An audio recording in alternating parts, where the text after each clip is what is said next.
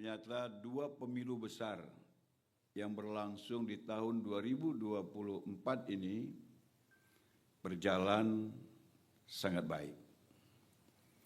Dalam rapat paripurna kabinet beberapa hari yang lalu, sebelum masuk ke materi rapat, salah satu yang diapresiasi oleh Bapak Presiden kita karena berhasil mengawal berlangsungnya pemilu ini berlangsung dengan aman, lancar, dan damai.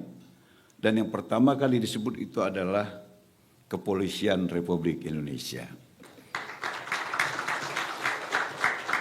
Baru selanjutnya dia sebut KPU, Bawaslu, dan seluruh stakeholder yang terlibat dalam pelaksanaan pemilu yang berlangsung 2 kali dan besar-besaran.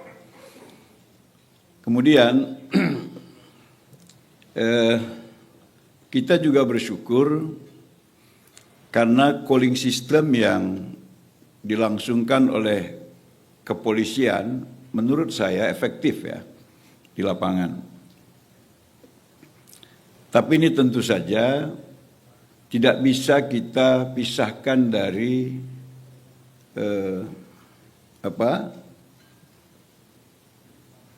gestur politik Presiden kita.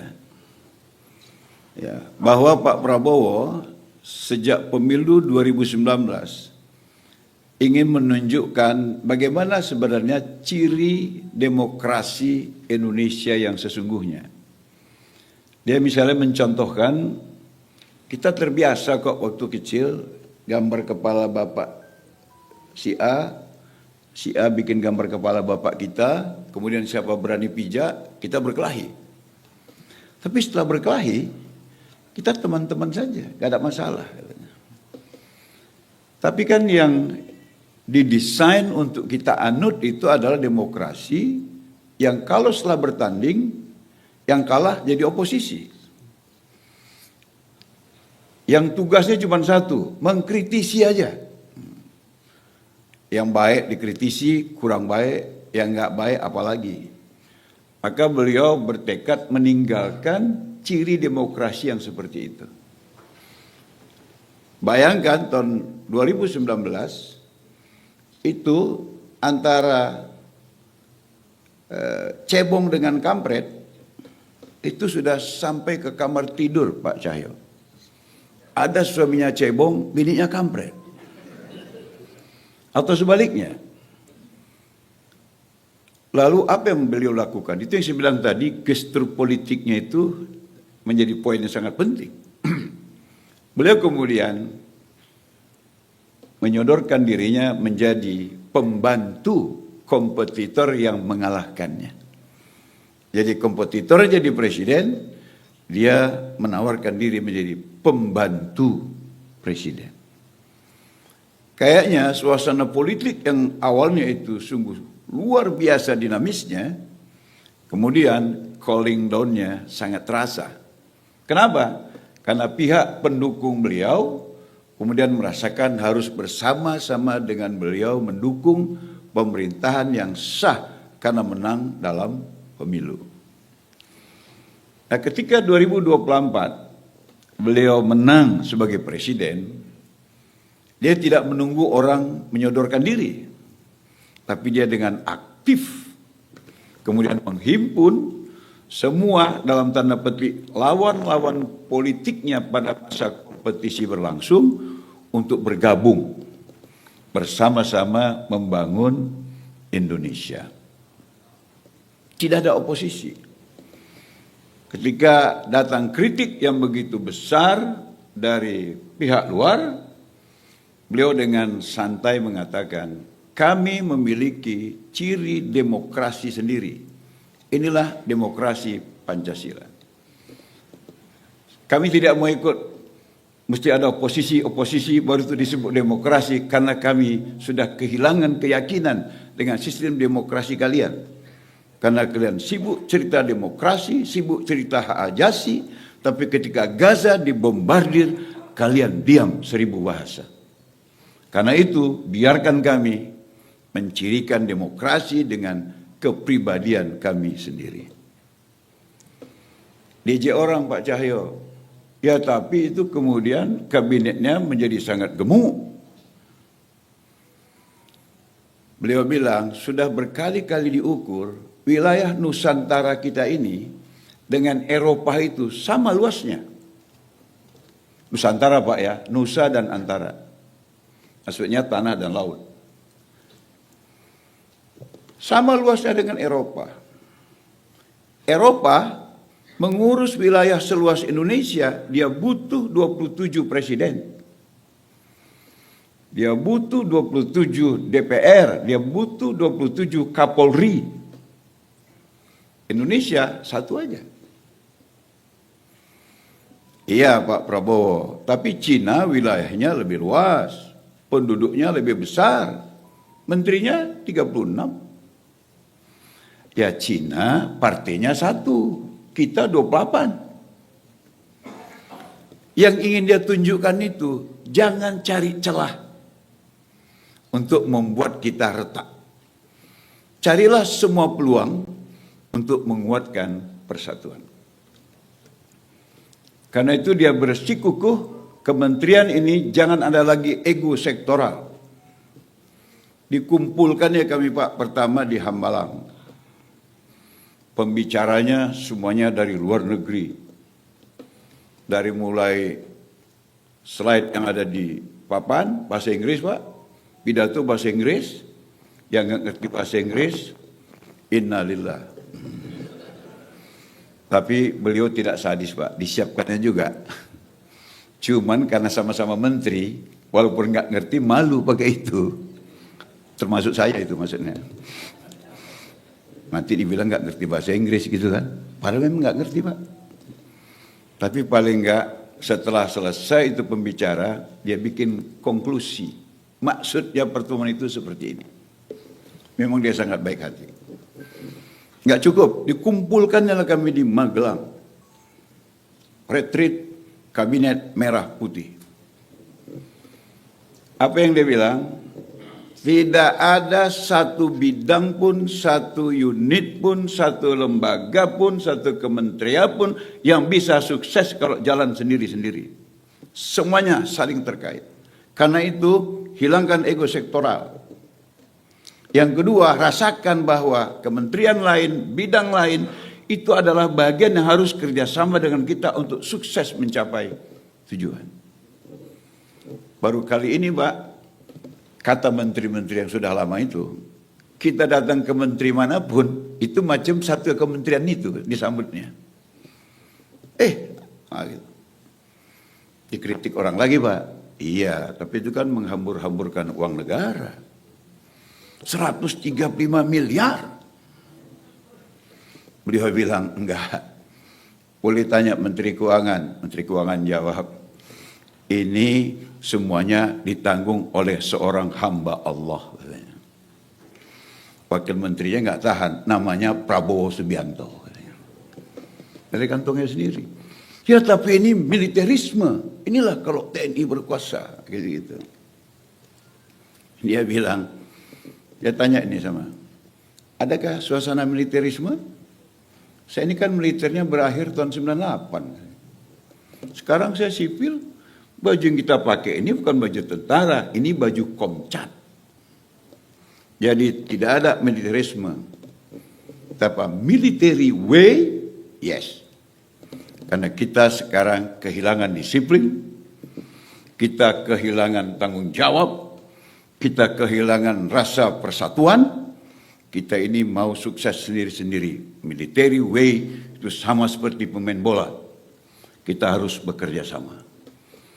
Yang mau saya sampaikan pesannya, beliau tidak menanggapi semua cemoohan itu dengan sesuatu yang bisa membuat orang tersinggung. Beliau menyerap itu semua dan kemudian mengeluarkan sesuatu yang kemudian orang happy dan tidak merasa bahwa pendapatnya salah, dikalahkan, tidak ada seperti itu. Nah, cara-cara seperti ini saya masih teringat pidato beliau ketika Abraham Lincoln bersaing ketat dengan Stewart. Akhirnya yang Stewart ini sampai membilang Abraham Lincoln itu, maaf, anjing. Maka setelah pemilu Abraham menang, dia datang ke rumah Stewart. Ajudan Stewart bilang, Abraham datang, ngapain anjing itu kemari? Maka Abraham datang, begini Stewart, aku ini ingin berbakti untuk Amerika. Dan kau pun ingin berbakti pada Amerika. Di belakang aku banyak pasukan, di belakang kau banyak pasukan. Tapi kita nggak saling suka. Dan aku ingin kita tetap memelihara tidak saling suka itu. Tapi kenapa kita nggak sama-sama bangun Amerika? Akhirnya Stewart menjadi mensesneknya Abraham Lincoln, dan lihatlah betapa besarnya Amerika hari ini. Nyata Mao Zedong juga punya persoalan yang sama dengan pesaingnya. Ini yang pidato Pak Prabowo, Pak Cahyo. Karena dia memang rajin baca. Kalau saya cuma dengar sekali dua kali, habis itu lupa. Maka saya masih ingat Mao Zedongnya, lawannya pun saya udah lupa namanya siapa. Tapi ini real, bisa dikonfirmasi dengan beliau. Ini namanya Panglima Cina, Pak. Kita tahulah dahsyatnya mereka kalau kita lihat film-film itu, kalau perang. Tapi ketika kemudian pemilu usai, Mao Zedong menjumpai pesaingnya. Di Cina itu wakil presiden ada beberapa. Ya mungkin di sini itu macam Mengko lah itu, Bu Ginting. Macam Mengkonya gitu ya. Itu wakil presiden ini, wakil presiden bilang ini, wakil presiden bilang ini. Macam Arab Saudi misalnya menteri dalam negeri itu di bawahnya menteri haji, menteri ini gitu-gitu. Jadi dia punya beberapa wakil presiden. Salah satu wakil presiden yang strategis, yang itu kalau digerakkan dengan cara-cara yang tepat, bisa mendorong kemakmuran Cina. Maka Mao Zedong bilang, kau mau nggak jadi wakil di situ? Kau nggak perlu suka sama aku juga nggak suka sama kau. Tapi kita sama-sama bekerja untuk Cina. Lihatlah betapa besarnya Cina. Dan di dalam agama Islam, tarikh atau cerita seperti itu juga ada. Ketika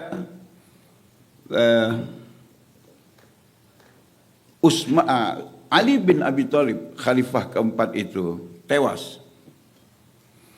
Ahlul Bait itu, Bu, keluarga yang punya hubungan darah. Berkeinginan gantinya adalah Hasan bin Ali, anaknya yang tua. Tapi sahabat yang lain itu sudah berbaiat kepada Sayyidina Muawiyah. Maka ahli bait ini kemudian menjumpai Hasan. Kau anaknya Ali, kau punya kualitas, kau punya kapabilitas, kau punya integritas, kau yang cocok menggantikan ayahmu. Hasan bilang, saya tahu kepala umat Islam hari ini di tangan saya. Maksudnya apapun yang saya bilang mereka pasti ikut. Tapi sahabat yang lain sudah berbaiat kepada Muawiyah. Maka ayo temani saya, kita sama-sama berbaiat kepada Muawiyah. Jadi calling down politik itu sebenarnya dalam skala yang lebih besar sudah banyak dicontohkan oleh pemimpin-pemimpin dunia dan mengakibatkan Amerika sebesar sekarang, Cina sebesar sekarang, dan Islam masih dianut orang sampai sekarang. Itu juga ada saham dari pemimpin-pemimpin yang faham tentang makna calling down ini. Apa tadi? Calling system ini. Mereka faham dengan itu, mereka praktekkan, dan hasilnya kita lihat sampai hari ini. Karena itu saya ingin mengatakan, kita mendukung sepenuhnya ini. Calling system yang dilakukan oleh Polri, yang saya dengar statement awalnya itu oleh Pak Kapolri di Komisi 3. Karena saya Pak walaupun Wakil Menteri Agama, perkembangan Komisi 3 ikut, karena 8 tahun saya di situ. Perkembangan Komisi 8 saya ikut juga, karena saya 2 tahun di situ. Maksudnya apapun yang terjadi di 2 komisi ini paling tidak, saya tetap update supaya nggak ketinggalan informasi. Nah, Bapak Ibu sekalian, khususnya tokoh-tokoh agama, tokoh-tokoh masyarakat, tokoh-tokoh pemuda, saya kira pemilu itu kan memang sistem yang disahkan oleh undang-undang untuk pergantian kepemimpinan. Menang dan kalah itu adalah hal yang sangat lumrah. Tapi sebenarnya dengan contoh yang dibuat oleh Pak Prabowo, kita menang sama-sama. Nggak ada yang dikalahkan. Dan mungkin perlu ada penelitian juga, Pak Cahyo. Rupanya pemilu serentak ini juga menurunkan konflik. Karena paling nggak kami di DPR itu, ya, waktu saya ke DPR maksud saya, kita enak sekarang Romo, pulang ke dapil sekali aja langsung bisa masuk kantor. Kalau dulu kan awak habis di sini, besok ditugaskan partai ke sana, tugaskan partai kemari, karena pemilunya silih berganti. Kalau ini sekali jalan, ya sekali jalan lah, mudah. Tidak seperti sebelum-sebelumnya. Jadi saya kira ini pemikiran yang sangat cerdas juga ini. Kemudian yang kedua, karena ini berlangsung di semua provinsi, di semua kabupaten kota, maka upaya untuk memobilisasi massa ke satu daerah untuk memenangkan calonnya itu juga berkurang. Karena pasti yang terlibat hanya massa yang ada di wilayah itu. Saya kira ini perlu menjadi kesimpulan kajian bahwa patut untuk dipertahankan gitu. Ya, sistem pemilu kada serentak dan juga pemilu presiden dan legislatif itu. Walau ada keluhan juga di bawah kalau antara presiden dengan legislatif. Karena tenggelam Pak nama anggota DPR-nya itu. Yang dibahas orang cuman Prabowo, Anies, sama Ganjar. Akhirnya joke-nya pun aneh-aneh. Tolong caslah baterai, kenapa? Udah tinggal Ganjar ini baterainya katanya. Maksudnya 17%. Kalau aku masih Prabowo katanya. Jadi nggak usah dicas dulu. Ya. Maksudnya tenggelam. Nama-nama anggota DPR itu pun tenggelam. Jadi perlu ada upaya ekstra dari partai kemudian untuk bergerak. Nah, Gerindra waktu itu tenggelam mendukung presiden Pak Cahyo. Makanya partainya nggak jadi pemenang. Karena semuanya menjadi abdi dalam menangkan presiden. Akhirnya lupa bahwa dirinya juga berkompetisi.